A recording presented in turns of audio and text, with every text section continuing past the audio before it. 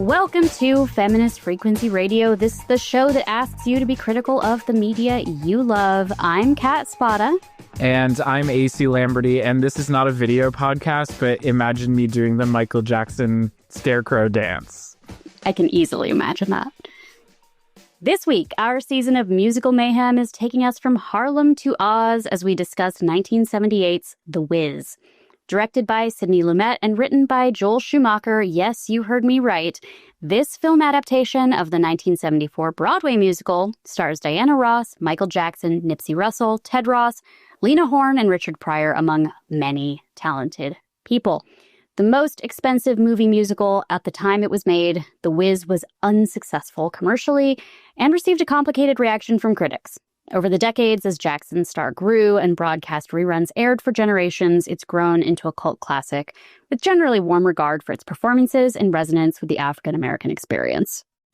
All performances are sold out. All across the country, they're lining up on the yellow brick road. The Wiz is... Fabulous. Marvelous. The Wiz is... Wonderful. Great. This is the best movie I've seen. The Wiz is... Really good. Funny. Exciting. It was beautiful. The Wiz. It's joy. It's laughter. It's music. It's here. The Wiz. Rated G. Now showing exclusively at the Midland Theater in Dolby Stereo. The Wiz has the distinction of being Michael Jackson's only feature film role, Sidney Lumet's only musical, and Diana Ross's last time starring in a theatrical release. Despite Lumet's inexperience with the form, the movie boasts locations shot all over New York City, extravagant musical numbers with hundreds of dancers and thousands of costumes, and a successful soundtrack with hit singles. The film had several major changes from the stage production and shifts and modernizes much of the imagery from the source material of L. Frank Baum's book. The filmmaker sought to avoid any creative overlaps with the 1939 film The Wizard of Oz. Ever heard of it? Man, I mean, I could start there. I feel like... Yeah. Actually, I do want to start with Joel Schumacher. Yeah.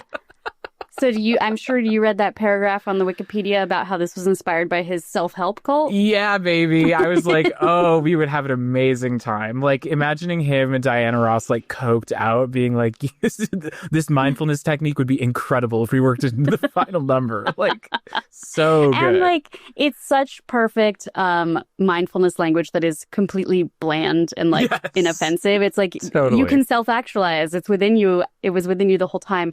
I will say that EST, which is the tradition, the system, metaphysical tradition, yeah, that they were involved in. God, I didn't look it up because I didn't want it in my search history. But it's a new thing now. It's for 30 years. It's been called something else, but it's the successor to EST. And when I was in college, one of my friends went to a weekend seminar for it and came back, tried to get every one of our friend group involved except me. She knew. He knew.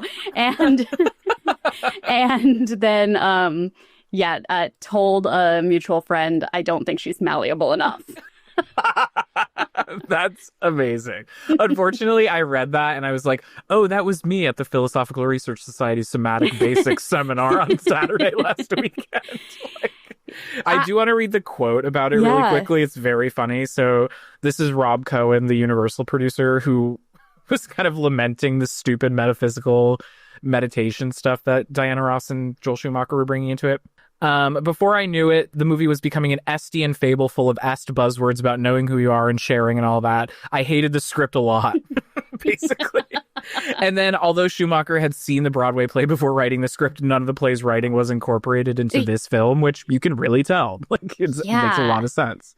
Okay, so what is your relationship to The Wiz? Oh, I have literally none. I had heard maybe one of the songs. I don't even know. Like, some of the songs were familiar to me, but I think it's just by virtue of being like a Motown production thing. Yeah. But yeah, I had literally no experience. What about you? Yeah, I definitely think I was a little bit in that generation of, like, it was on TV. I feel like there was like a home video release in the 90s because of Michael Jackson. Yeah. He was 18 in this. I was like, whoa, he is a little baby. But when you hear his voice for the first time, it is a jump scare. Like, it's crazy. Yeah, and I kind of didn't want to, like, get off on this start here because I feel like there's a lot to talk about with this movie, but, like, you know, as always, like, I feel like I'm a weird age where like I never knew who Michael Jackson was without knowing about his controversies and alleged crimes. And so there's a lot of people my age who I think grew up with like a really strong love of Michael Jackson. And for me, I'm like, oh, I feel like every time I heard a Michael Jackson song, like my big sister or somebody would be like, well, you know about that guy. Yeah, totally. And so I've never been like, oh, good, a Michael Jackson song is playing when I'm somewhere. And I also have this distinct memory of like, I had seen The Wiz on TV or whatever when I was a kid. I found it very frightening because a lot of it is like uncanny scary for kids. Like strange, there's monster makeup and costumes that are scary. And then like watching the black and white video and being like, I'm confused. And again, I'm like, this is such like this morphing technology is too advanced for me. Well, and just like someone being like, oh, that's the Scarecrow from The Wiz. And I'm like, I don't have media literacy yet. I don't know what's happening. So this is where I'm like, it seems like such a morning radio thing to like start with talking about like Wacko Jacko, but so even though I had seen it a bunch, I was in The Wiz in my high school's production. Oh, do tell. Which part did you play? I was the dance captain. So I love that. Okay, that's cool. Yeah, so I was the Yellow Brick Road, the Tornado, the Winged Monkey, the Poppy, etc. And I remember that our Poppies, like it was a really sexy performance, and we like watched the movie again. I was like, so we're just like playing sex, we're like prostitutes. Like I was like, okay. No, you're ladies of the night. Yeah. Okay. So it was definitely that like several weeks of high school that like drilled these songs into my head, and so I haven't watched The Wiz since then. I assume you had a not all white high school in the way that I pretty much did. We had a mostly white and Asian populace in our high school. Was the cast of The Wiz mostly white? And Asian, yes. Yeah, it was mostly white. And that was true of most of our plays. And well, that is interesting. It's like, I guess, I don't know. We could get into the specific cultural read of it. But it is like, I don't know. I'm interested in The Wizard of Oz. It's like this enduring IP. That is somehow successful. I don't know. It's very strange to me, but continue your thoughts. Sorry. Well, you know how every week we have to bring up the other two. It's in our contract. Yes. Is that when he's like dating the high school drama teacher and he's like, oh, so you're doing Grease on Mars? Like, yes, that was every high school. But like The Wiz was also set in Las Vegas. Oh, I actually love that. Sin City. Yeah. So there were all these different things, like the Winkies, the Winged Monkeys were like old biddies that were at the slot machines. Oh, that's cute. And the lion was like escaped. Shout out to your director. Yeah, shout out to them, to those guys. So I hadn't seen it since then, and I remembered the movie being overlong, and like there were shorter versions that were used on broadcast. So I just, watching it again, I was like, I'm enjoying this more than I remembered enjoying it when I was like very young. But as a movie, as a script, like I don't feel like he lifted very many. Like it was just sort of it feels incredibly flat the whole time, which is really, I don't know. I have a lot of gripes with the direction. I think, my overall feeling of it is it has this really uncanny kind of handmade feeling, which I think is amazing and really visually compelling. Yeah. But it's just shot like trash. Like it really, like Sidney Lumet's really static, serious camera. Yeah. It makes everything look kind of cheap almost. Yeah. And like, that uncanny feeling. I don't know. It doesn't fully work for me. And yet, like, I still find the costumes are amazing. I think the set design is really fucking cool and should have been utilized so much better. And I did think the Lena Horne sparkly Good Witch at the end was amazing. I was like, that's perfect. That's like, what I want from a movie musical. But yeah, the production behind it is so strange to me. Lena Horne, Sidney Lumet's then mother-in-law. Really? Yeah. So he was married to her daughter, and he and that marriage ended the year that this movie came out. Which I wonder if that had any connection. You gave me a box office flop. We can't do this anymore. And so their daughter is Jenny Lumet, who's married to Bobby Cannavale. Wow. So world. Jake Cannavale is the great grandson or something of Lena Horne. Horne. That's amazing. Yeah.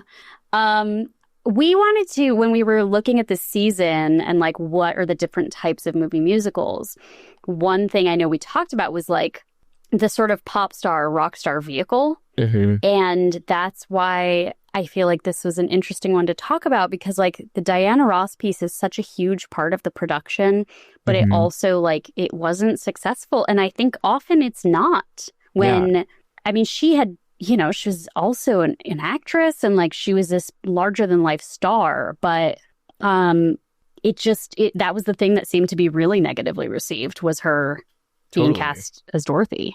Yeah, well, another instance of the Broadway lead not being cast in the movie remake. So I guess it was Stephanie Mills who originated Dorothy on Broadway. For some reason, I totally forgot that this had originated on Broadway, in the same way that I feel about Wicked sometimes, where I'm like, oh, it's just from the extended Oz universe, you know? Right. Well, Wicked was a book in the 90s. I didn't know that either. Oh my God, that's crazy. So strange. I do want to return to the Wizard of Oz of it all, because that's so weird to me. But on Diana Ross, like, first of all, being cast despite the Broadway lead originating somebody else, but she like went behind Sidney Lumet's back. He wanted the original Broadway lead. She convinced the Universal producers to front the money for the film if she got to play the lead. And I did find the quote from Pauline Kael, the film critic, that is like fucking amazing. She described Ross's efforts to get the film into production as, quote, perhaps the strongest example of sheer will in film history, which is very funny to me. I think it's a little true. Okay. Only until Jennifer Lopez and The Greatest Story Never Told, because when I was watching the Eveline scene at the end in her like sweatshop with all the like, I was like, oh, J-Lo thought she like paid homage to this so well, and boy did she not. Yes. Yeah, Diana Ross, like, I don't know, maybe I was just like feeling a little generous when watching this yesterday, but I couldn't see why her age was a problem at first when I was watching it, or when it started. I was like, well, she's playing a 24-year-old. She's 33 at the time, and that was like a big point for critics too, I feel, at the time. Like, she's just not the ingenue. Right. And like maybe today, if this same situation was happening, they would just have her be in her 30s. Yeah. And have her have that failure to launch stuff that she's dealing with at the beginning, which is why she, like, her leaving home is is the whole spur of the story. Instead, I was like, oh, I guess maybe the problem is that she's supposed to be a very young 24 and naive in a way, and Pollyanna-ish, because that's like how we know Dorothy Gale to be. And it does feel strange coming out of a powerful woman. Totally. Like, it's not like a super convincing performance. And then she sings, and you're like, I'm glad Diana Ross is here. Well, exactly, right? Like that ending number, I was like, oh, there's the diva I've been wanting this whole time. But I think that's the problem of the role. Like, Dorothy is not a diva. Like, I love seeing a grande dame perform, but like, it's just not that. I don't know. Whereas, like, have you seen Mahogany or Lady Sings the Blues? So those were like 2 of, I think, 7 or 8 films that Motown Productions produced as they were like exploding from music, and she was in those. And I Mahogany is so great. It's like definitely corny and of its time, but like her performance and like vivaciousness is so much more. It just fits so much better. Whereas again, the like there's just a flatness to this whole thing. And I wrote that I didn't hate her in this role. I just found her kind of boring for the most part. Yeah. You know what I mean? And I think that's Joel Schumacher's problem. Like, that's the problem of the material, is that she has this, like, we're introduced to these big characters, and like she's there to sort of be their mommy and their sister and but also she's like a babe in the woods. And so I was like, oh, this is very much like, I don't know, there's the one girl in the movie. What do we do with her? Like, and she's the center of it all. Yeah. So the Wizard of Oz of it all, right? So this is something I've thought about this a lot, and like the magic of the Technicolor moment in that movie. I feel like that has become a story beat that's like when you are telling a story of a fish out of water, you have to show that the world has gone from black and white to screaming color, to quote Taylor Swift, and who's on my mind today. But listeners, you won't hear about it for a little while. But this movie, I think, was interesting. I was like, we're in her apartment and we're on the block, and then we're in the Oz, the New York version of Oz instead of the Kansas version of Oz. And because I don't think Sidney Lumet did enough, it didn't feel like that. Call to an ally, like... you did not do enough, King. Show accountability. Please, this is a learning moment. We're calling you in. Yeah. I mean, the first shot with the munchkins like coming out of the graffiti wall, I was like, this is cool, but like it's not lit well, and it's not like, and the camera's sitting in one place the whole time, and it's like, it truly is just the movement and performance is really great and engaging, but there's just such a flatness to it for sure. Even if they were to like remaster it and like work on the color, I think it would make a big difference. Yeah, like the color and the lighting in this, because there would be so many times I was straining to see these costumes. Yeah, which is such a shame, because that's the coolest part. Like, oh my God, they're so handmade, but in such a tangible, like, lovely way. I don't know. As always, as I think about these musicals that don't really hit for me, like, what would my remake be? I think this would benefit, and I also do think this is due for like a contemporary remake. I would be okay with that if somebody wanted to do another screen version of this, but I felt like it needed a bit of the Chicago Rob Marshall treatment, where it's happening in reality of her life as a school teacher and in this mystical Oz at the same time. You know what I mean? Like, we're getting a bit of fantasy theater. I think that would, I don't know. I feel like that would deliver the message of like finding yourself more, because I unfortunately was moved a little bit by those like corny moments. So I mean, I think I was on a roller coaster with it, where I'd be sort of like bored and not connecting, and then each character got to have a beautiful moment. That fully, the music is the star, like is the real winner of this whole movie. But there is something like, they were filming out on all these locations, like they were doing stuff at the World's Fair site, and yet everything did feel like it was in a soundstage, and everything I wanted like turned up just a little bit, because it felt like the Emerald City scene is incredible, or like it could be. The green, red, gold kind of number. Yeah, totally. There's so many dancers in so many incredible costumes, and they're all given like, there's like spotlight moments. God. Yes, the face moments. I'm like, this is incredible. I just want more of that. It did make me think of All That Jazz, Erotic Airways, like a lot of the choreo moments. I was like, oh, it just need a little bit of a editorial eye. That Lumet's was just different, I think. Yeah, and maybe that was the part where like he didn't have a reference to ballroom culture. And like, if he did, maybe he would have known what to do with that scene. Yeah, totally. Just having like the poppies, or like literally just standing in like a square. Yeah. In like a empty lot, and they're just standing there. It is dancing. Very like, I mean, this is, again, Joel Schumacher, you're on our shit list right now, but like, it feels like he saw the show a year and a half ago, and then was like, I'm just going to write out in my journal what I remember happening in The Wizard of Oz. And then like, there's your outline, done. And it'll be set in a gritty New York setting. Like, that's very interesting. Well, and like the Wizard of Oz is episodic in the same way too, where it's just like, here's Dorothy, here's the Scarecrow, here's the Tin Man. Like, you kind of have to go like bop, bop, bop, bop, bop. And then now we're on our way to Oz, to Emerald City. So that, feels clunky, but I think that it is clunky in the original too. For sure. Again, this is not a remake of The Wizard of Oz, the movie. It has claims to have nothing to do with it, but it's the same source material. Yeah, and I do think, like, there's a quote I read from Sidney Lumet that was like, we were really conscious about not using any of the hallmarks of the original film. Like, that was really important to us, but then it's poorly done to the point where that's all you're thinking of. You know what I mean? Whereas at least I think Wicked elaborates, maybe just due to like what we have available for technology for filmmaking now, but like does elaborate while staying true to the source material in a way that is more intriguing to me at the very least. But it is just so crazy to me that at least in America, it's like, yeah, everybody knows what The Wizard of Oz is. Like, even if you're a literal child who saw Wicked for the first time last year, it's like, yeah, I get it. Like, that's part of the entertainment DNA. That's like so strange that that's the thing that's stuck. You know what I mean? Yeah. Did you watch that A League of Their Own TV show? No, I did not. Were you a fan? They have...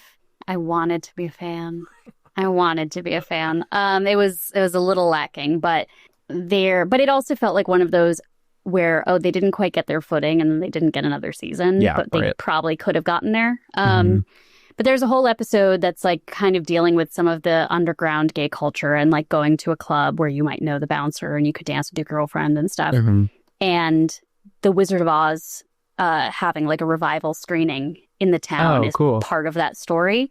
And so to me, I think it's interesting that The Wizard of Oz is so linked to gay culture in the 20th century and also is like the crossover. Totally. It's something everyone knows over the rainbow. Like you can reference it and yet it has this like, maybe it's just because it's captivated artists who are gay. So like we're all like listening, like watching their movies and listening to their songs. I don't know. Like, I mean, musicals as a form kind of feel that way to me too, right? It always feels like something that is so inherently queer, but you know, like I don't know. I worked at a theater my whole time through college, and it was like, there were tons of old straight guys coming to plays all the time, like musicals all the time, and that always was like, I forget that this is like a huge tradition for like many comedian people. That's like trending right now. He's like a straight guy comedian, but he wears a Bob Fosse t-shirt in one of his like viral clips. And he's like... And now gay guys on the internet are like, who is this king? Like, yeah, but he's like, he talks about it. He's like, yeah, I'm not like, I'm straight, but like, maybe I'm some other thing because I can't be the same thing that Joe Rogan is. And then everyone's like, well, you must be gay. Like, you're wearing a Bob Fosse shirt. And it's like, well, Bob Fosse was one of the straightest men. It's so funny. And I feel like the time period of this film too, like the 70s of it all, there's just that kind of like, I just feel the cultural leech, you know what I mean? The like, I don't know, New York 70s vibe, just like aesthetically and where they're setting it. The Estian philosophical woo-woo stuff that like even you see a little bit visually, like at the end with the weird little hallway of people she's going through to get back home. Yeah, it's a really weird artifact. I don't know. I'm glad it exists, and I'm glad Joel Schumacher's little white gay ass was like working with Motown Productions so much. It's so strange. I was so bummed I couldn't find this Essence article that talked about the like African American experience of viewing this movie. It was. I tried like one like library account to try to get into it, but I'm going to try again later with my like academic account because watching this as an adult with like more clued in, I was like, each of these songs does have more significance. Like I can understand the subtext of it way better than I ever could as a standalone kid. Soundtrack too. Like it bangs. Yeah. Like I think I like it better than the movie component for sure. Yeah, and I think that the way each of these men is shown to be a Black man that has been failed by society. Like, I don't think I think that's pretty textual. I don't think that's like a deep reading at all. Like the songs that they're singing are like, I've been told I am unintelligent, thus I believe I'm unintelligent even while I am being intelligent. And on and on. And then it's like happening kind of structurally or with the background actors as well, with the Munchkins, with the winged monkeys at the end who have been, liberated. Yeah. And so that all like, it's like impossible not to be moved by it during the song performance. Exactly. But I think that's at the end, I was still like, I did not have a great movie going experience, like watching that from start to finish. Totally. I do think the one kind of emotional like connective tissue moment that really worked for me was just the opening number and the aunt character. Like the moment, I don't know, I just found it really striking that in the text someone's family member was like, I want you to go out and experience the world, and like family is not, you don't have to be here all the time. Like, I don't know, that just felt really novel and sweet to me. And again, maybe that's appealing to my Estian tendencies. Like, all of that stuff just really worked for me. And like, it was at the beginning and then at the very, very end with literally the number that's like, believe in yourself, babe. Like, I was like, I love that. Like, all of that really worked for me, but it was just not, it was not there throughout the rest of it. But yeah, the performance thing, I think, is all that it hinges on, because Sidney Lumet is like, again, I have beef with him for how he directed this, but whatever. Yeah, I think that this was one of the reviews, which is The Wiz was too scary for children and too silly for adults. And I think that is really simple, but it kind of nails it. Like, as a child watching this, I mean, you know, Dorothy's supposed to be scared. These characters are supposed to be scared of what's happening to them. But I remember thinking it was like Labyrinth in some ways, where I was no, there's like scary monsters that are threatening our pals. And another superstar vehicle, David Bowie. Yes, and his dick out. Yeah. His dick out. And then now it's like, yeah, it's definitely just sort of, we've said it. It's the direction, I think, that really fails this project. Totally. Do you have any other superstar vehicle phase? I think a Prince for sure. Like, I feel like Purple Rain is in a similar uncanny valley quality film to me, where I don't think he's giving a good performance per se. A lot of the like the story doesn't super make sense, and also he has like little ceramic clowns all throughout his bedroom and dressing. Like, it's just a weird thing. But when you see him perform, it's like, god damn, like he's meant to be on the screen. You know what I mean? Like, I don't know. So I think of him for sure. Labyrinth, I think, is a good one. I know we talked about Tommy while we were prepping for the season. Yeah, and I think that I was going to bring up Tommy because it's sort of the question of like what makes a movie musical. Like, what was the one we were talking about recently where it was like, well, if you took the music out, the story wouldn't stand on its own, and thus it is a musical. Yeah. However, I feel like if you have a movie about like cutting an album, that doesn't necessarily mean it's a musical. But if you took the music out, it would not be a movie. Like, so with Tommy, I'm like, okay, it's a rock opera. So what is a rock opera in this whole?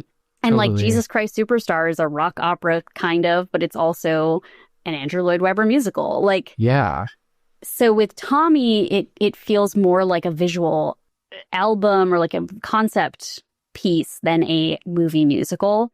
But that is definitely one that was like very memorable to me for how immersive it is. The Tina Turner, I mean, 2 stars when that Tina Turner's number in that is so good. It's crazy. My God, did you see that horrible Tina Turner statue that they made?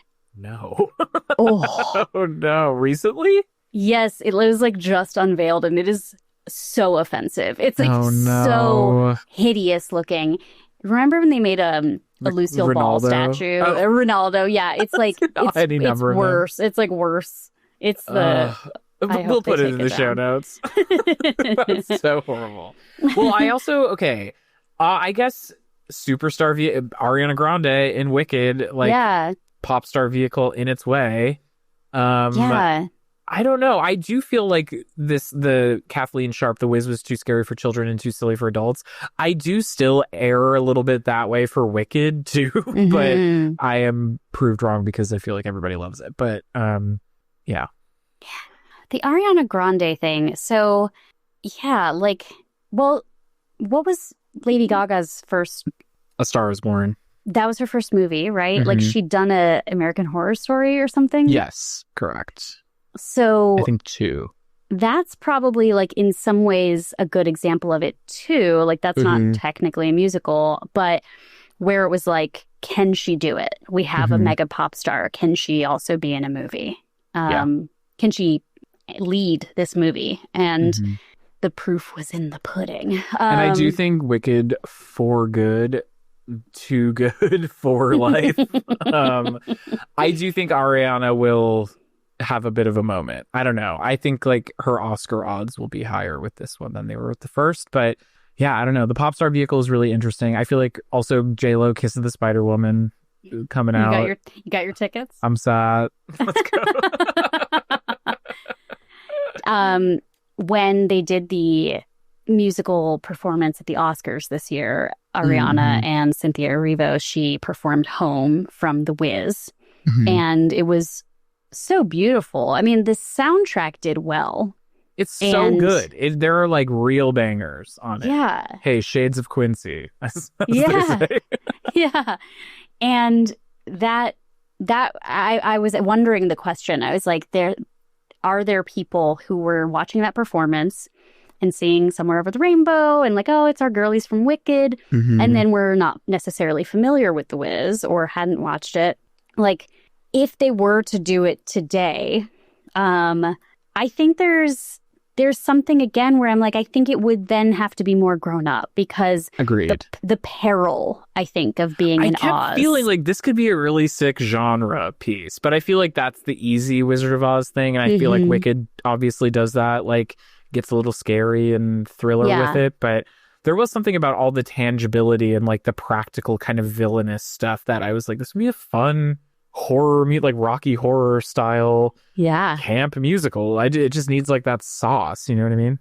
Yeah. So what did you have any like standout moments? Because I feel like, especially since this is such a like there's such good craft in this, like the craftspeople behind the scenes were doing such great work, but I wonder if you have any like moments that you wanted to shout out. Well, I kind of mentioned this, but the Brand New Day number in the sweatshop was so like proto All That Jazz Erotic Airlines vibes to me, which I loved. I thought it was great. It's just like that 70s like huge choreo meandering song thing that I love very much. The Lena Horne aesthetic staging, I said that already too, but like that is like ideal movie musical vibe for me. Like a little crafty, a little like DIY, like the little babies hanging in the background. These little the baby angels. They're little baby. I loved them. And like I thought that was so lovely. And just like seeing her like skrelt her ass off was really fun. I think Ease On Down the Road is a great song, but again, why would you just have the camera on their backs from a medium wide the whole time? I was like, what the fuck? And I really was taken with Michael Jackson's dancing. I thought he was really fun to watch. In general, all of the choreo and stuff was like sublime, like exactly what I want out of a 70s ass movie musical. But if I were there, it would have gone down differently. You know what I mean? Yeah, I mean, it's one of those where I like that when each of the, especially like these Broadway guys who are the Tin Man and the, the Tin Man's whole thing being horny. Like, I love that. I thought that was great. He was like, my big wife. I love my curvy wife. No, I hate my curvy wife. Sorry. They each get their moment. I've always loved The Cowardly Lion. Like his music from The Wiz, I think is probably my favorite. But when Eveline shows up, she is so scary. Yeah.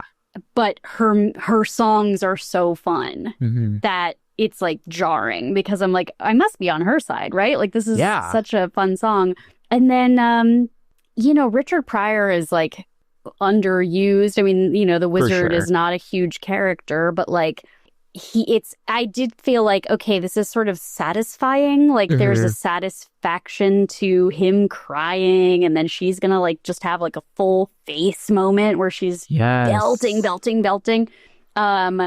But yeah, it was like every part of this. I guess I feel like we've been asking the question, like, why was this made into a movie? And there's staging here that I'm like, yes, this is big. This is bigger than you could have on a stage. You could only do this on the screen. But it still felt a little bit like we were watching the film. Somebody filmed a stage production.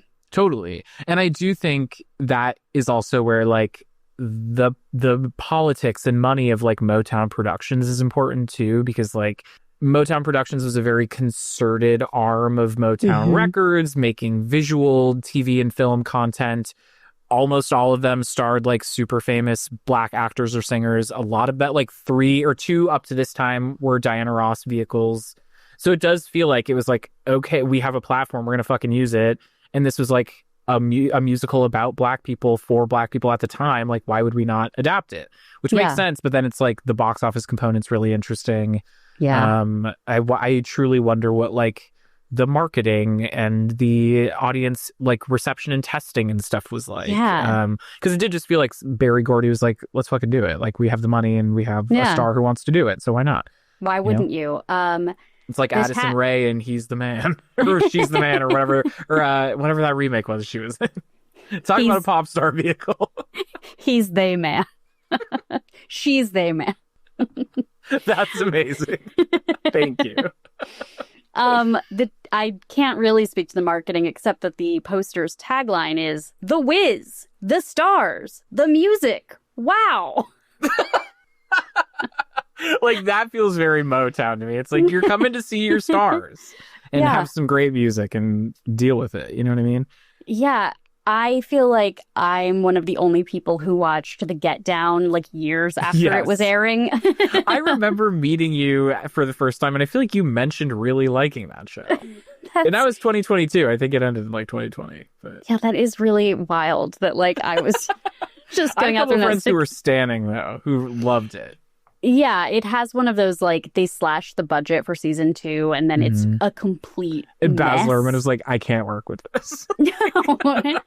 He's like, actually, I have to recut Australia into a miniseries using all of my discarded footage, which I cannot believe I still haven't watched that. Oh, yeah, we should do that. Faraway Downs.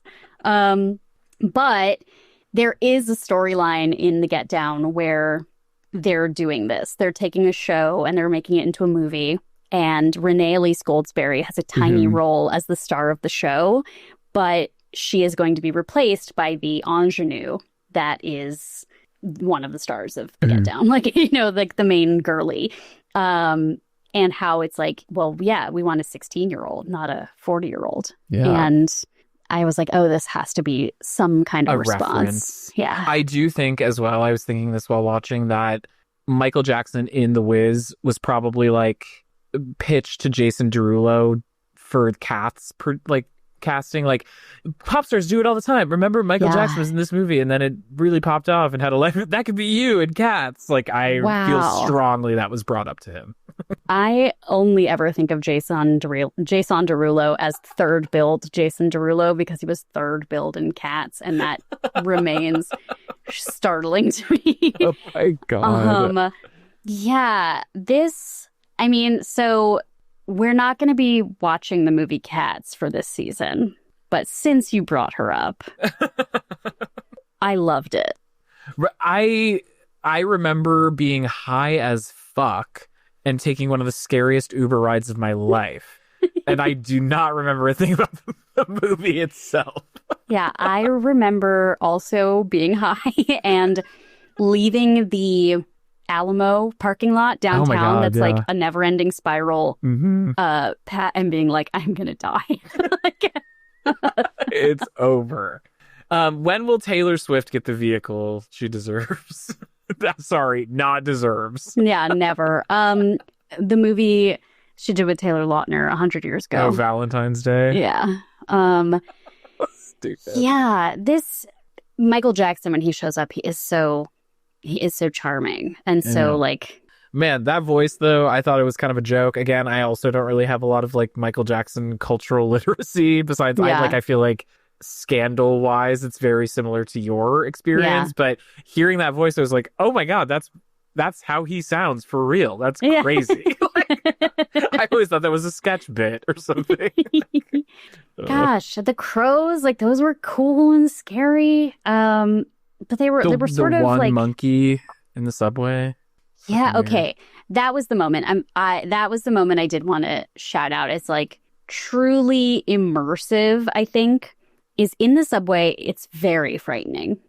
Like the set, I think, is very cool. The columns breaking. The columns breaking, those growing paper dolls. Yeah, that was sick. It's very so cool and House, scary. the Japanese movie. And I really love that. And clearly an influence on Tim Burton. Yeah. Yeah. Okay, my vision is coming together. Yeah. Screen movie remake, Jordan Peele helm, I feel, would be like really, I think he could do it. I don't know who I would cast though. I feel like let's go Boots Riley instead of Jordan Peele. Ooh, I like that. That's cool. Like, I just think he's a little weirder. Yeah, and, totally. you know, not That's that a we're fun rewatching Sorry to Bother You, but he did some really... He has a vision, that's for sure. I also feel like there probably is a world in which, like, Questlove is pitching on this now that he's, like, a director. Yes. Which I would also take. You know what I mean? You know what I want is, since he's such a good documentarian, is to make a documentary about The Wiz. Yeah. Hillary Rodham Clinton, what happened? Like, crazy.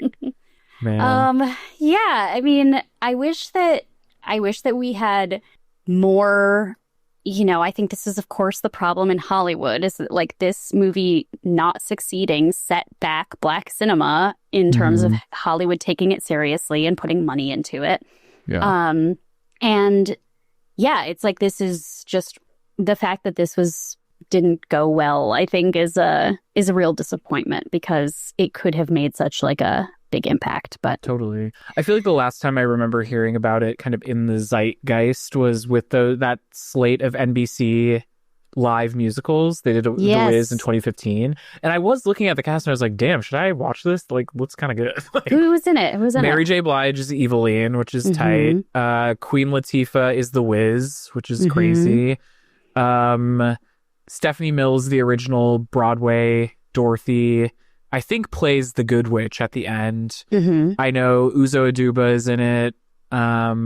Yeah, a galaxy of stars. The guy from Hairspray, Elijah Kelly, who's like so hot to me. I remember thinking he was so hot as a kid. Yeah, but it seems like quite good.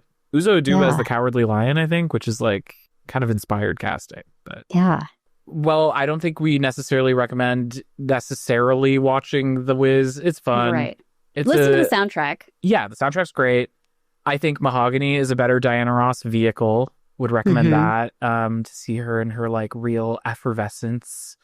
And I would say honestly, Purple Rain. Like they really all feel interwoven to me. Like Prince just has a really weird Diana Ross performance quality that is very complimentary to The Wiz, I think. I love it.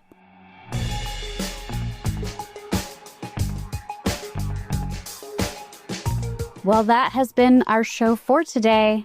I am AC Lamberty. You can find me at AC Lamberty on Instagram and Letterboxd. I'm Kat Spada. You can find me at katexmachina on Blue Sky and Letterboxd. And be sure to follow Feminist Frequency on all the platforms at femfreq. On Letterboxd, you can find our companion watch list for all the movies we're discussing in our Musical Mayhem season. And if you are a Patreon subscriber, be sure to stick around for the bonus episode where we will be queening out about Paul Thomas Anderson's latest movie, One Battle After Another. If you like our show, help other people find it by sharing, subscribing, rating, and commenting on your favorite podcast app. Thank you for listening. Bye.